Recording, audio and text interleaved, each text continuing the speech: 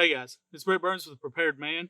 I've dipped into the woods here. I'm not too deep today, just to talk to you about just some basics of camping. I know that I do things different, so I would like to just forewarn in the beginning of this video before we even get started that this is my version of camping and how I camp. I know a lot of people camp very differently.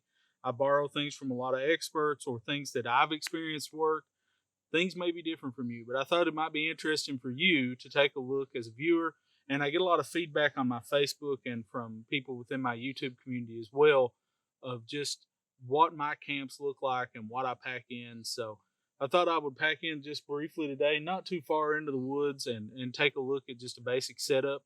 And maybe over the next couple of videos, look at some of my gear choices and really the mindset behind them, because I feel like that may be where the value is for you as a viewer.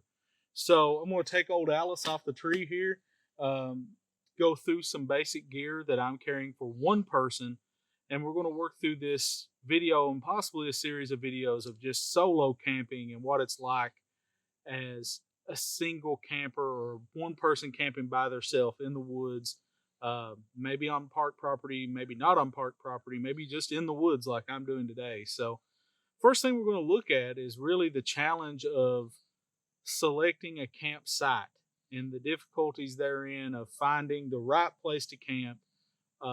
Especially in my environment, there are a lot of warning signs of what a bad campsite looks like, and things that can get you in trouble or things that can make your experience less than enjoyable. So, a couple of things that I'm going to be looking for is a fairly level, flat place, which in southeastern Kentucky is like finding a diamond in the hills. But we're looking for a fairly level place, no more than, you know, just a very nice level, flat place, at least 15 feet by 15 feet.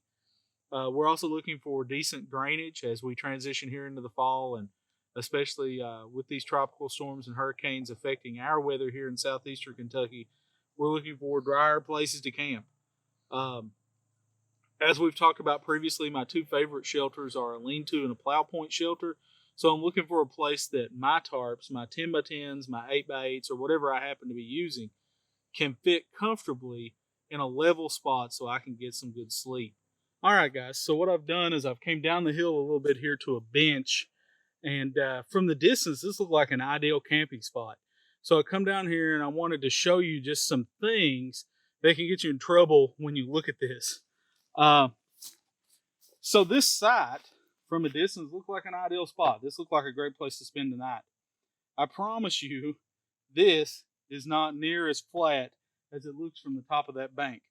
So as we look at where I've hung my pack, which I hung my pack to be at chest level,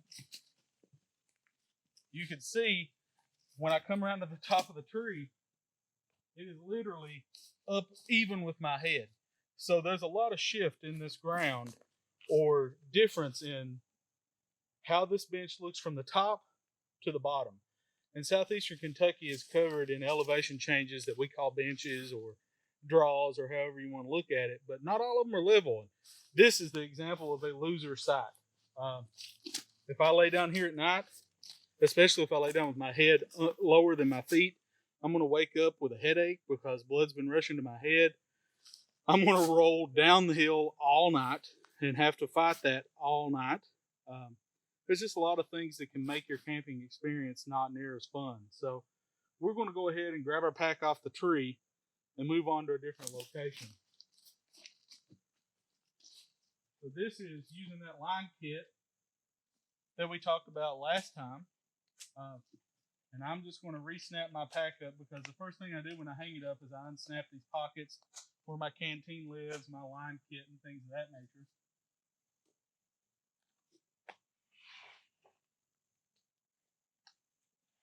So we're going to grab our pack off the tree, put it back on. This is a Hellcated Alice. Pretty good pack. I've had it a long time. Love this pack, actually. And we're going to get our sternum straps situated. And we're going to go try to find some place better than this one. So go ahead and snap my belt, get it the way I want it. We're going to move on to a different location.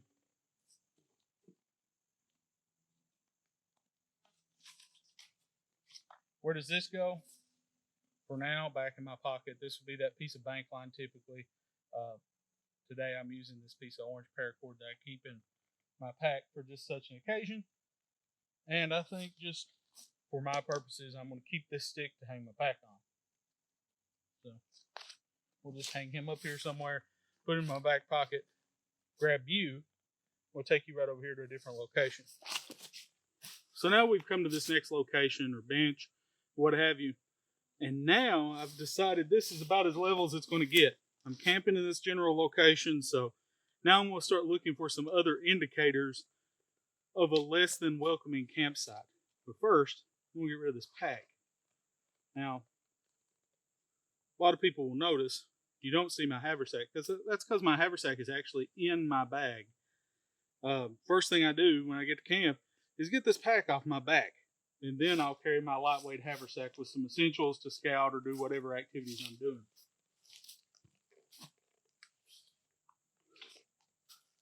Let's sling him up on this tree.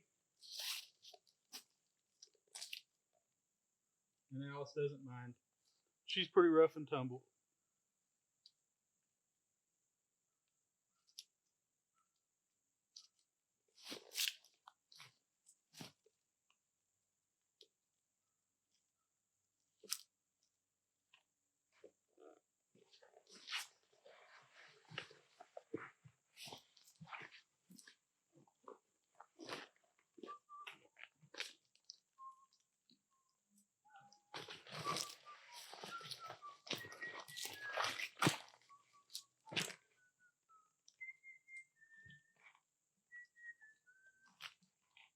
And that's just a marlin spike hitch.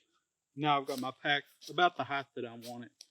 Now what I'm looking for is things that make this not a good site. So now we look, we've got our tree hung. You can see I can approach it. So my increase is not very big. We'll look for neighboring wildlife, make sure there's nobody hanging out that we don't want hanging out. And yes, there's literally just this dude hanging out here. This is a good indicator it's not a heavy predator area. So he'd make good coyote bait. Kind of elderly. You see he's kind of laid out there a little bit. We're going to leave him alone. But what we're looking for now are things like game trails, worn paths through the middle of my camp. Because just because I decided to camp here tonight doesn't mean that there's not game that needs to move in and out of here to get water, to get food. And it's just going to supply me with a more pleasant camp if it's not a hunting camp, if I'm away from any of those game paths. So I'm looking around, don't see any. Next thing I'm going to do, look up, and I'm looking for things like deadfalls. So let's take a look. Are there any deadfalls? Especially around these types of trees. This is a pine tree behind me. There could be deadfalls. So first thing I see, if we take a look right over here. Okay, so now that we've looked at our campsites and we found our little buddy, and we know there's not a lot of large predator trails moving forward, we're going to start.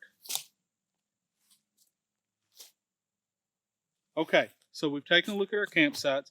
We found our little buddy here. We're going to move him out of the location. There's not a lot of predator tracks or signs. I don't see anything anyway.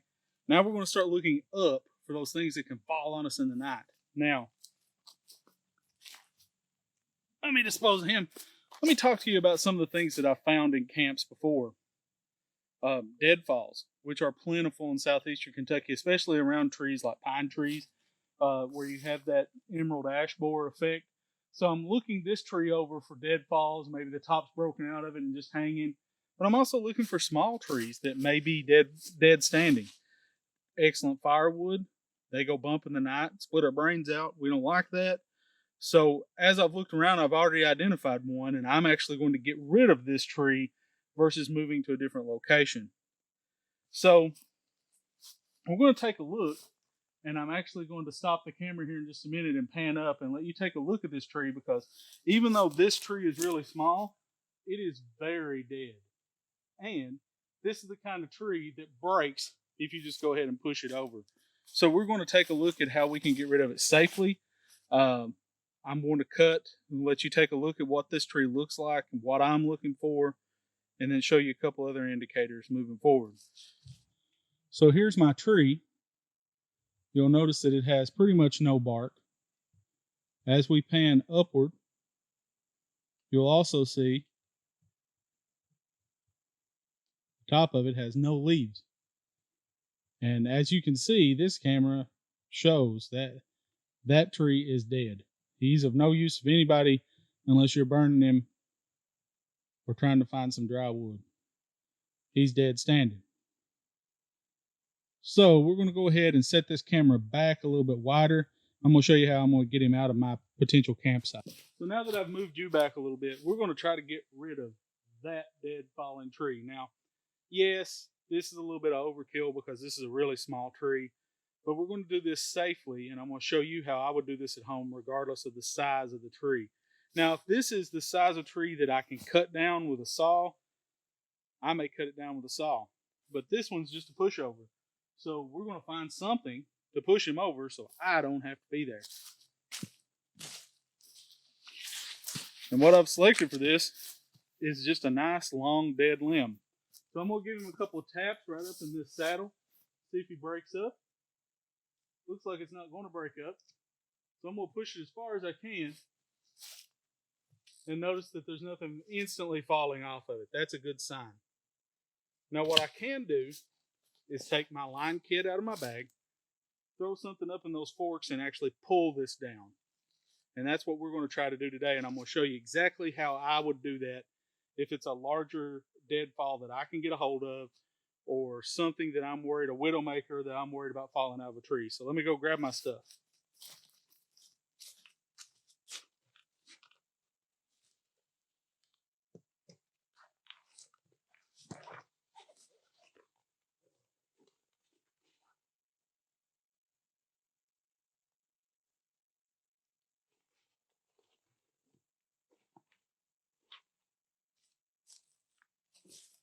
And what I have for this application is just my ridge line out of my pre-made kit. I know that it's got a bowline on one side, and I'm going to use that to my advantage because this tree happens to have a saddle in the top of it. Let me cut, resize your angle, and show you what I'm going to do.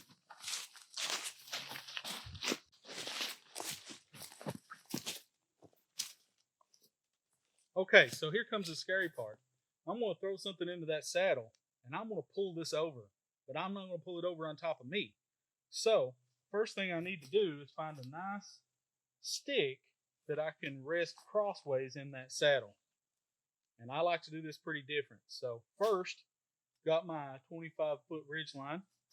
I'm going to throw it through this saddle in my direction of fall. So I want it to fall toward you this time. So I'm going to throw this straight through that saddle. I do this just by rolling this up. And we're going to throw him in there. Nice, easy. Now I've got on this side my Prussics, my Marlin, or my bowline, I'm sorry, and I'm going to put a stick through that bowline.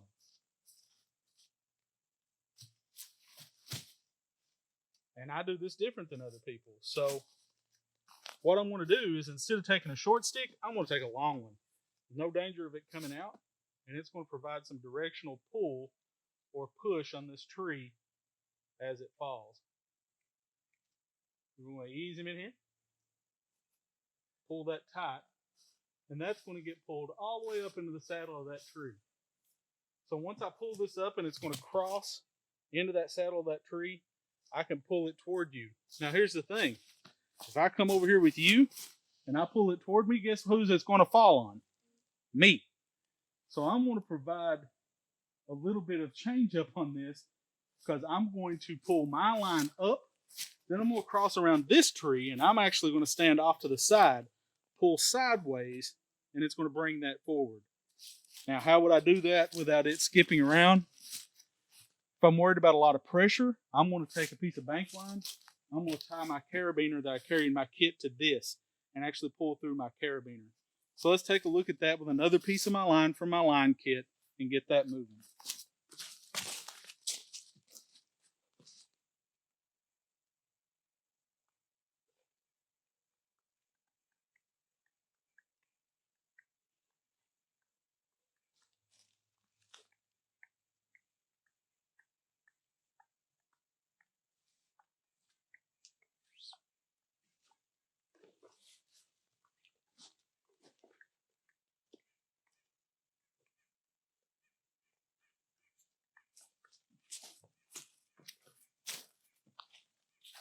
That's going to go here on this tree so I can pull from the side. Let's put it on this one. And I'm going to get my height advantage because I've got it right where I want it, not where the tree wants it to go. I'm going to tie a lark's head, then a slip knot around that lark's head. That keeps it pretty straight, but at the same time I can pull it off when I get ready to. There we go. Carabiner clips in. This is a locking carabiner, so I'm going to go ahead and lock it because I don't want it to pop back open. And just to be on the safe side, I'm going to double up my slip knot because they can give on you. There we go. Now, like I said, I'm going to pull this cross up into that saddle, go through that carabiner. I'm going to stand off to the side and pull this tree down. Slow is the key here because I don't want to pull it down on top of me. Now what I've done is provided it with another leg that's going to make it angle over. But there's no chance of it falling off, and that's the important part. Here I am now, safe out of the direction in which I'm pulling. Let's pull it out over. If I have trouble, I can go ahead and tie in another marlin spike that I can pull from, or a marlin hitch. Here we go. Nice and simple. I was safe. I was completely out of shot when I pulled that over. Trees down, I have firewood. So now we're going to go back and inspect our campsite again by breaking this down. But first I want to stop and show you this maneuver one more time. So as you can see here, I've got a line from my line kit. This is the piece that I actually threw in the saddle of the tree that I'm going to be removing here in just a moment. So let's go ahead and get it out of the way. And what I tied was what would be a snatch block or a directional change in my line. And if we have an official name for that, I'll look through some of my arborist type books here in a moment, and I'll put it across the screen in the bottom. Here's the stick I threw in the saddle of the tree, and that was my ridge line. So let's pull it back up, get it out of the equation.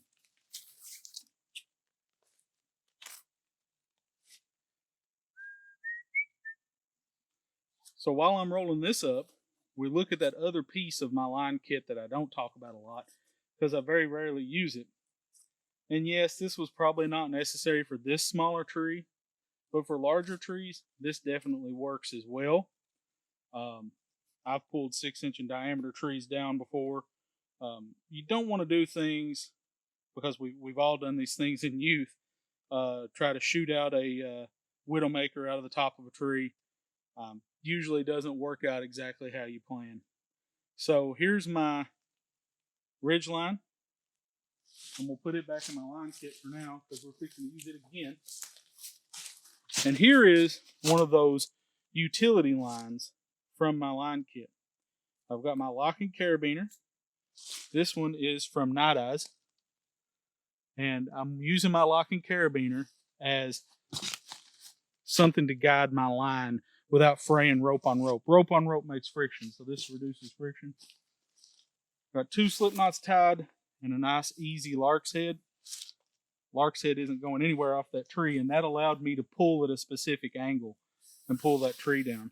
If you have any more specific questions on that, make sure you leave them in the comments below. I'll make another video about it, because there's plenty of deadfalls that I can pull over, or a dead standing rather, that I can pull over. But that allowed me to be off that way when I pulled this tree this way. So that really helps. It's a nice little safety tip. I won't spend too much more time on it. Let's go back to our campsite. So now I've got my pack tied up. I've selected my location. Drainage looks good. Don't see game trails. I dealt with the dead standing tree that's just going to provide me enough firewood to cook a little meal if I decide to. Now I'm going to start looking at what type of shelter works best in this area. And that's the great thing about tarps, and the reason when ground camping I always go with a tarp rather than a tent is that I can be flexible based on the location that I wind up at. I don't know how many times I've attempted to hike in, or I wanted to ride in, or I've been on a horse and come up on a place and thought, man, that is a great camp spot. if only I had the gear to camp that spot. Now, with a tarp, I can camp about anywhere. With a hammock earlier when we went to that first location, not a problem. I'd have threw it up, I'd have leveled the hammock, I would have been there. But when we talk about tarp camping, we may have to set a different type of shelter based on the location. So as I look around, and as you look around behind me, I've got this tree here, right off camera. I've got this tree way over here that I could tie a ridgeline to.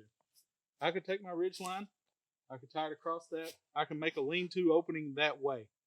If that's what I choose to do, I could absolutely do it.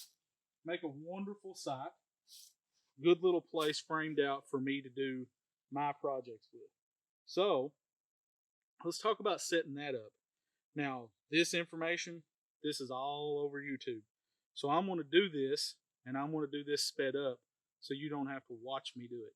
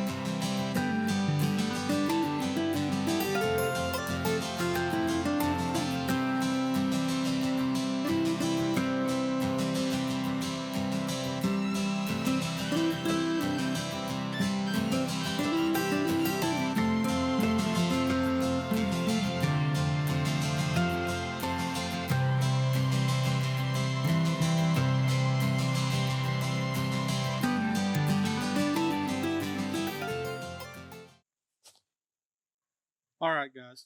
So now we've got our basic tarp set up for our basic camping series. I didn't want to bore you with the details of setting up another lean-to. If you'd like to see another video on that, let me know. I'll make one. Just throw that in the comments below. So I've got my pack here. This was all packed in for me. It's a nice flexible camp.